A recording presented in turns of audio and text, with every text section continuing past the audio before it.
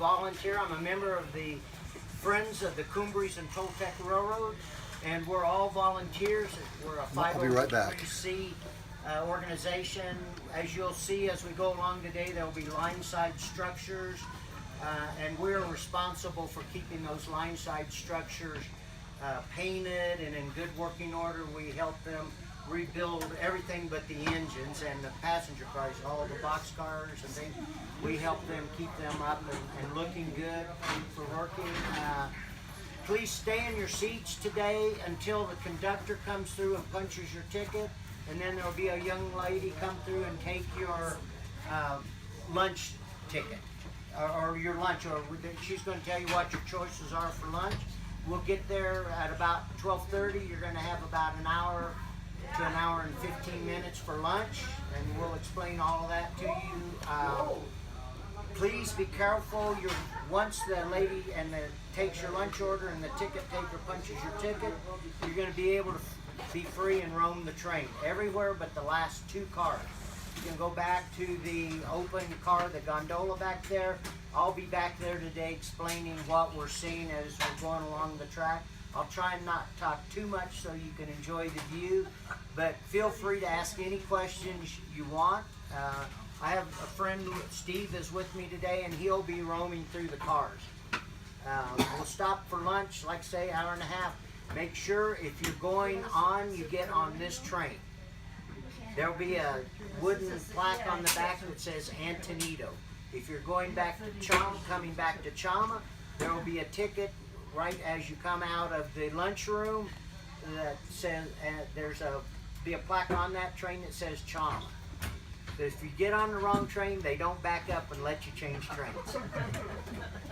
So, as I said, there's no children here, so I don't need to cover that part, but there is a thing, all of us turn into children once the train starts going, you know. So be careful when you're walking through the train. It's probably a good idea to put one hand on the seat as you go through. It just helps you with the balance because the trains do rock. Be careful when you're crossing between cars. There's metal plates and they go back and forth across each other. You don't want to get your toe stuck under there because it'll make hamburger out of your toe. So, and they're behind us is a concession car. They will sell Coke or some kind of soft drinks, water spree. They have some snacks. And once we get into Colorado, they'll be able to serve you alcohol. No pot. No. There is no smoking on the train, and there's no smoking anywhere on the railroad. Right now, you know what happened over in Durango. Fire basically shut the train down over in Durango. We've heard they started. I'm not sure, but they were. I was just going to ask you. I believe they started. They started yesterday. 550 would be open on the highway north. You'd have to look, if you go to CO Trip, if you have a computer, go cotrip.org, and that'll tell you. That's the Colorado Highway Department. I only know that because I live in Colorado. But, so that's where I looked, because my trip down here, the highway was closed to two places I wanted to come, and it opened up just the day I came down. So, okay. So like I said, feel free to ask any questions. If I know the answer, I'll tell you, and if I don't, I'll tell you that too. I don't make up stories. So I know if I told you the answer, you wouldn't know the difference, but I won't tell you fibs. So. Thank you, and enjoy your ride. And we'll tell you when we're getting close to lunch, and then when you get in after lunch, you're going to want to get back in this car in your seats, because they'll punch the second half of your ticket. And then once he does that, you're free to get up and roll around. What part of Colorado do you live? Windsor, Fort Collins, you know where that is? Yeah. You will want to take your belongings out with you at lunch. This car is not locked. So if you're worried about, like don't leave cameras, anything that's worth 15 or 16. We typically don't have to worry about that, but I don't want you to be the first one. Thank you. Thank you.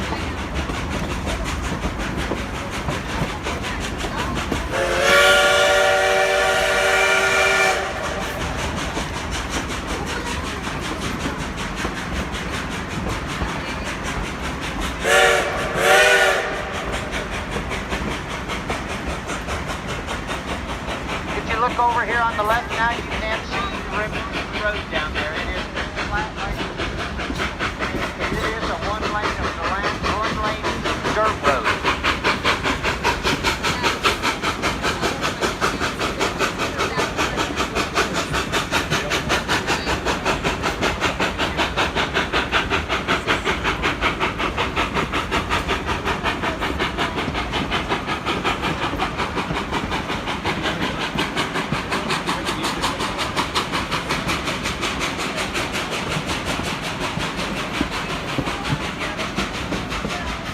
Okay, this railroad ran had revenue until about 1968. Then the state of Colorado, in the early 70s, the state of Colorado and the state of New Mexico purchased the railroad for about $500,000. And it's a little over $500,000, and it's been a tourist railroad ever since. And so we have the right-of-way here is about 100 feet wide. We are traveling. We are now going through, I'll finish at Lobato. There, over on the left, there are cattle pens and sheep pens. The last cattle and sheep were hauled out of here by train in 1968. On the right, you'll see what is left of a water tower. The tank part of it is gone on the water tank. If you look here, there's the spout it's turned around backwards. This was built for and used in the Indiana Jones movie. That's the spout that he swung around on when he got onto the train.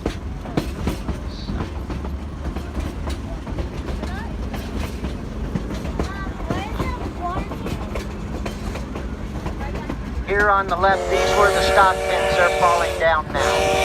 But up on the left end, you can see that's the Lobato trestle. It's 100 feet high, and it's 310 feet long. We'll be going around it to the left here.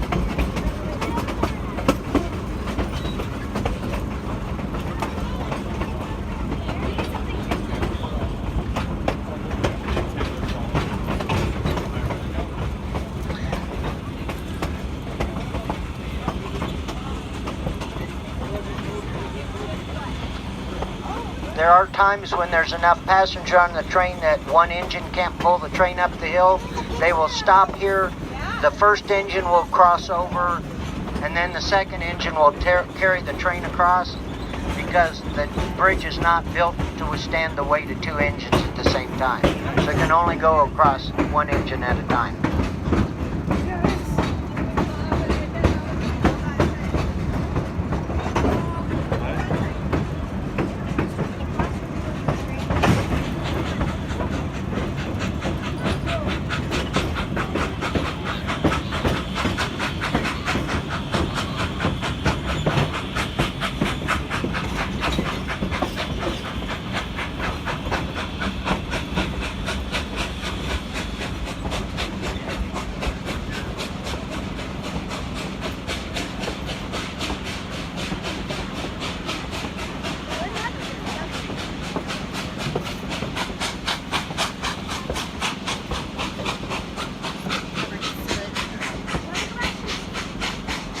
We are climbing a 4% grade here, and that's why the engine is making so much noise. And I'm not going to talk a lot, because I know a lot of people like to hear the engine work. So if you have any questions, ask me. I'll try and keep my talking to a minimum. Once we get to the top and head down, the engine will not sound like this, because it's downhill all the way to lunch.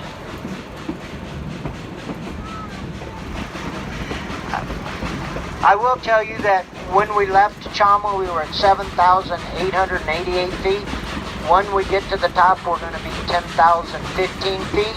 That's all over 13 miles, and that's why the engine is working so hard. Here shortly on the left, you're going to see a group of cabins. That used to be the Dalton Lumber Company. At one time, this side of the mountain was all full of trees, like over here, and the Dalton Lumber Company came in and clear cut all of this. That's why there's a lot of big trees over here like there is on the far side of the highway. And that area now is a bunch of lawyers bought that, and they've turned it into a private camp. I don't know how many. They own several 100,000 acres right up through the valley.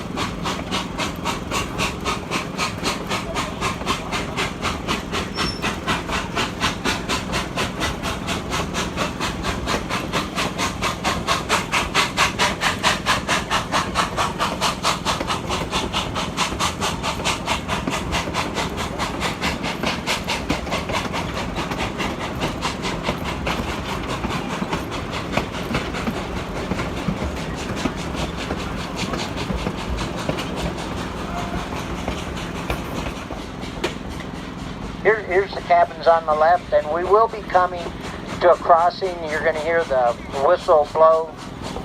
Two longs, a short and another long. That is a public road. You can drive back in there quite a ways. You won't be able to get much off the road because it's all fenced and gated.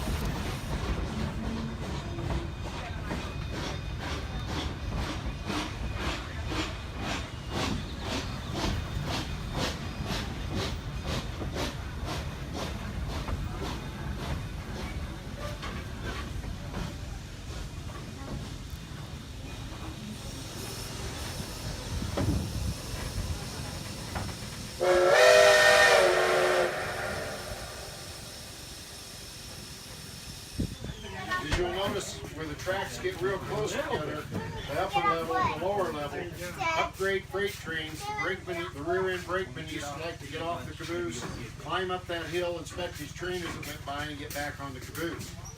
Well, we had a brakeman that rolled back down the hill. He lost his balance and slid down the hill. And friends are friends like they always are, and like a lot of work companions, they nicknamed him Tanglefoot.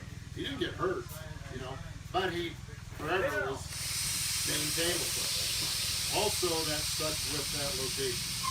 But anyway, if you're looking out this side as we go through that great big horseshoe curve, see right there? As he goes around that curve, he's going to do what we call a blowdown.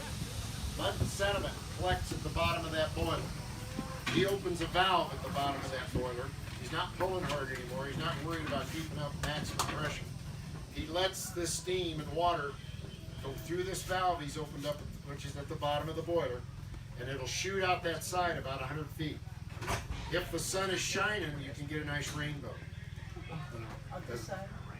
But it's loud, it's obvious. Thank you. Well, it's nice and quiet. After we go through Tanglefoot and we start working our way around, you want to be watching the trees on your right-hand side. People who have lost their caps over the years got blown out. There's also a garment hanging from a tree that none of us know how that got there. Yeah.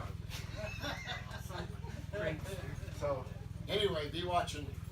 You get bored, be looking for that. That's on the right side? Yeah. They're right close to the track. Right out. If you wrote this train in 1925, Oh yeah. Yeah, this was around from 1880 till today. I mean, the tracks haven't been moved, just new ties, bigger rail. How did they go about inspecting the trains? Is it similar to the people that Right now, when we stopped, if you notice, both the conductor, the brakeman also has this little gauge these days. The old days, you actually put your hand against them and felt if the bearing was getting hot. Technology is great even with an old monster like that. You now just hold this thing, maybe even a foot away from it, and it gives you the temperature of what that item is. And if they can tell what temperature it should be, it's running warmer. If it's not too warm, they just make note of it, keep checking it, but you make that on the list of things to check each night down. In this case, the trip east, this locomotive will spend the night in Antonito. But they have a smaller shop there that can handle anything. Heavy stuff is done over there at Chama. There's a small locomotive that used to be on display. And you see these plaques up here asking for donations and helping us rebuild this locomotive. It's an old 10-wheeler that was rusting away on display in Colorado Springs. What it is and the cars you saw on display down in Chama behind that other smaller freighter. They're trying to rebuild what was an accurate representation of this, what they called the San Juan. That was the daily regular passenger train ran over.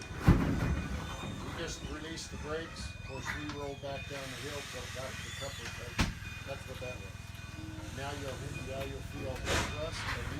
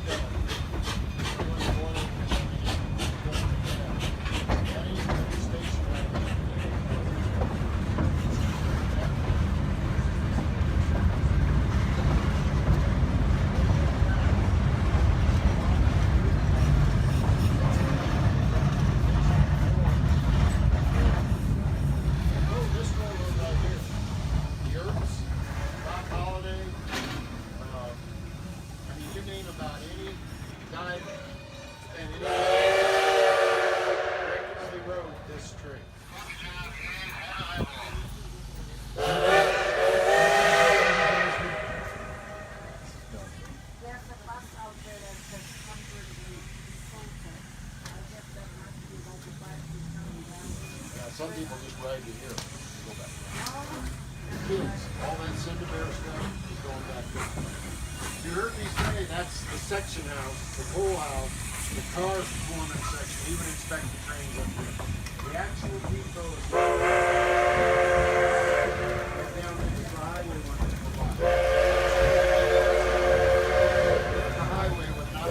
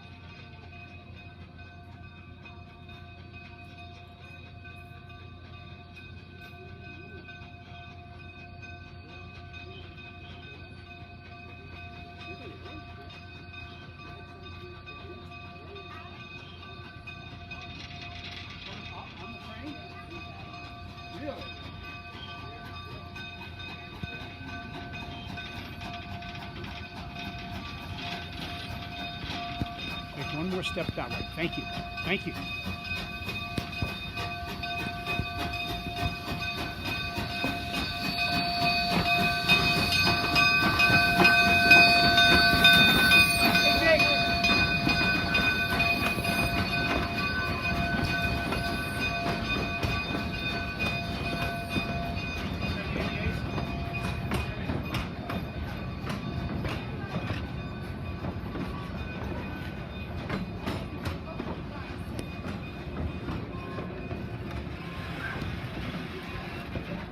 Two boxes right here.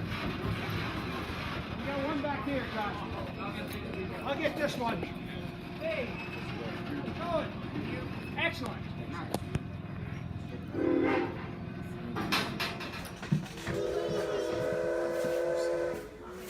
Just as at the beginning of our trip, stay seated till the conductor checks your ticket. They just won't be checking for your wheel choice. There's nothing in it. So anyway, they'll be up shortly, and then you can go anywhere you went. You want to except them last two cars.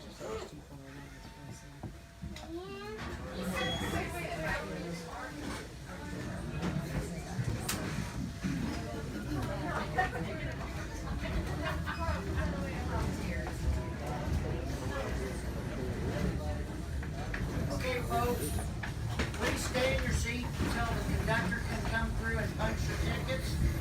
And everybody's on the train to going to Antonito. I hope you're on the right train, because if you're not, you're still going to Antonito. The conductor will be short.